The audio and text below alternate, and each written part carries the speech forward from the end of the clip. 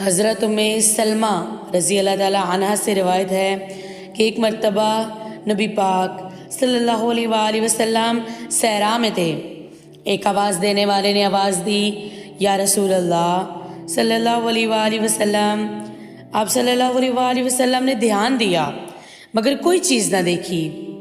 پھر جب دوبارہ متوجہ ہوئے تو ایک ہرنی پر نظر پڑی جو بندھی ہوئی تھی۔ اس نے کہا، یا رسول اللہ صلی اللہ علیہ وآلہ وسلم، میرے قریب تشریف لائیے۔ آپ صلی اللہ علیہ وآلہ وسلم اس کے قریب تشریف لے گئے۔ فرمایا، تمہاری کوئی حاجت ہے؟ اس نے کہا، جی یا رسول اللہ صلی اللہ علیہ وآلہ وسلم، اس پہاڑ میں میرے 2 بچے ہیں۔ آپ صلی اللہ علیہ وآلہ وسلم مجھے کھول دیں تاکہ میں اپنے بچوں کو دودھ پلاؤں اور پھر آپ صلی اللہ علیہ وآلہ وسلم کے پاس واپس آ جاؤں گی۔ فرمایا، ایسا ہی کرو گی؟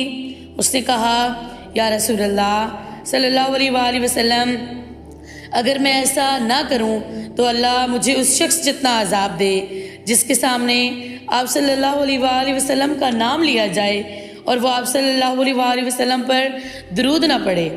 آپ صلی اللہ علیہ وآلہ وسلم نے اسے کھول دیا اور وہ چلی گئی، اپنے بچوں کو دودھ پلایا اور واپس آ گئی۔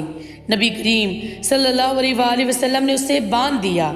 اتنے میں وہ دیہاتی جاگ گیا جس نے اسے شکار کیا تھا، قید کر رکھا تھا۔ اس نے کہا، یا رسول اللہ صلی اللہ علیہ وآلہ وسلم، مجھ سے کوئی کام ہے؟ فرمایا، ہاں، اگر تم اس کو آزاد کر دو۔ تو اس نے اسے آزاد کر دیا۔ ہرنی تیزی سے بھاگ گئی اور وہ کہہ رہی تھی کہ میں گواہی دیتی ہوں کہ اللہ کے سوا کوئی معبود نہیں اور نبی پاک صلی اللہ علیہ وآلہ وسلم اللہ کے سچے رسول ہیں۔ سبحان اللہ، سبحان اللہ۔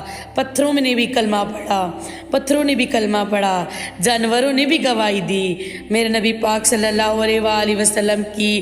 جانوروں نے بھی نبی پاک صلی اللہ علیہ وآلہ وسلم پر درود پڑھا، فرشتوں نے بھی نبی پاک صلی اللہ علیہ وآلہ وسلم پر درود پڑھا۔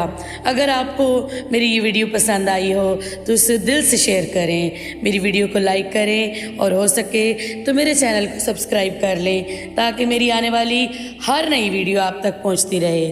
جزاک اللہ خیر۔